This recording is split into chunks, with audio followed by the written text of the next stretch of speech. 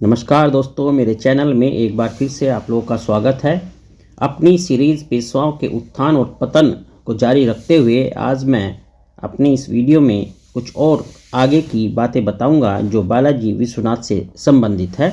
मैंने पिछली वीडियो में बताया था कि बालाजी विश्वनाथ जब दिल्ली की यात्रा करते हैं तो उन्हें क्या क्या लाभ होते हैं और जो उनके दिमाग में भ्रम होता है वो किस तरीके से ख़त्म होता है मुग़लों को लेकर, और जो उनके अंदर पहले से शक्ति थी मराठों के अंदर वो किस तरीके से और ज़्यादा उभर जाती है मुग़लों को बर्बाद करने के लिए।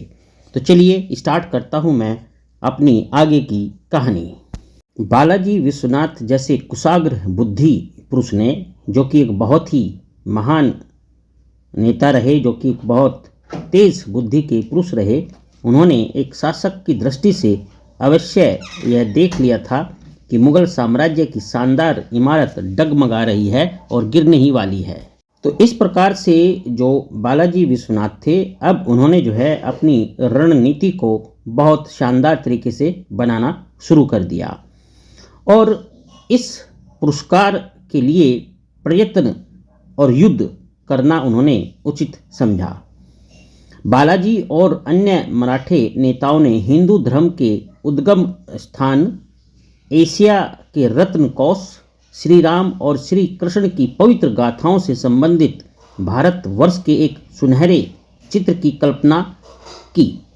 यह पवित्र भूमि, यह धन धान्य पूर्ण देश उनका ही होगा यदि वे केवल मुगलों को उखाड़ सके। ऐसी उन्होंने अपने सपने बुनने शुरू किए और ऐसी उनकी अवधारणा बनती गई। विश्वनाथ बालाजी के मन में जो है अब बहुत सारी उथल पुथल चल रही थी।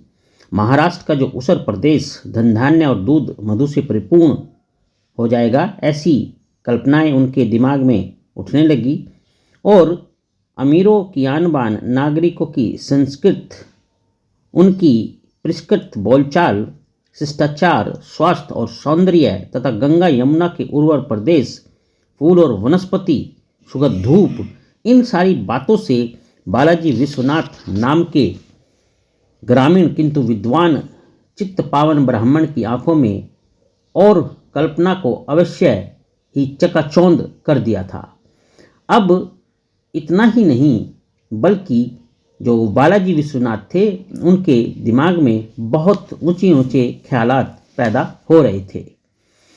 शाही राजधानी में उनकी उपस्थिति भाड़े के सिपाहियों की स्थिति में नहीं अपितु राजा बनने वालों यानी किंग मेकर्स के मित्र और समर्थकों के रूप में एक सुंदर भविष्य का द्योतक थी कि शायद एक दिन वे भी सम्राटों के भाग्य विधाता बन सके।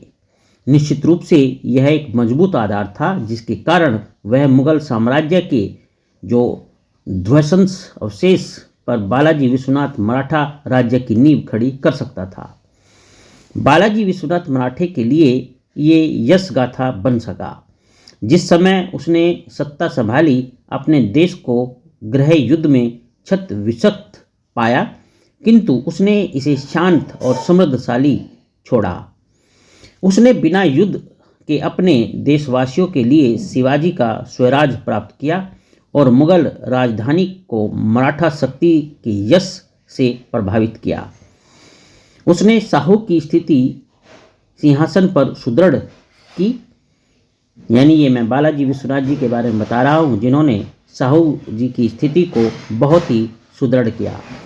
उस समय जब मराठे सरदार प्रतीक्षा का खेल खेल रहे थे और स्वामी भक्ति एक दुर्लभ वस्तु थी, उन्होंने अपनी कर्तव्य निष्ठा और लगन से शाहू जी का विश्वास और प्रजा के सम्मान को प्राप्त किया। बालाजी विश्वनाथ जी ने भावी मराठा संघ की नींव डाली।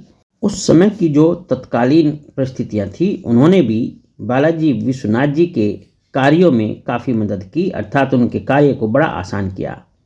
औरंगजेब के दक्षिण युद्ध के परिणाम स्वरूप मुगल साम्राज्य पूर्णतः विसंखलित हो गया और इससे मराठों को दक्कन के 4 सूबों से चौथ और सरदेशमुखी वसूल करने का अधिकार प्राप्त हुआ। शिवाजी द्वारा स्थापित राज्य भी नष्ट हो गया और महाराष्ट्र में भी जागीरें बनने लगी।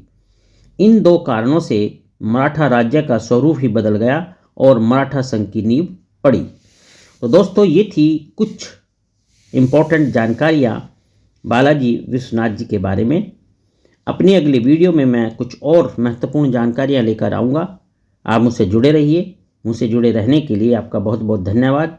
कमेंट करके ज़रूर बताइएगा कि आपको कैसा लगा और इसमें और क्या परिवर्तन किया जा सकता है। चलिए, मुझसे जुड़े रहने के लिए आपका धन्यवाद।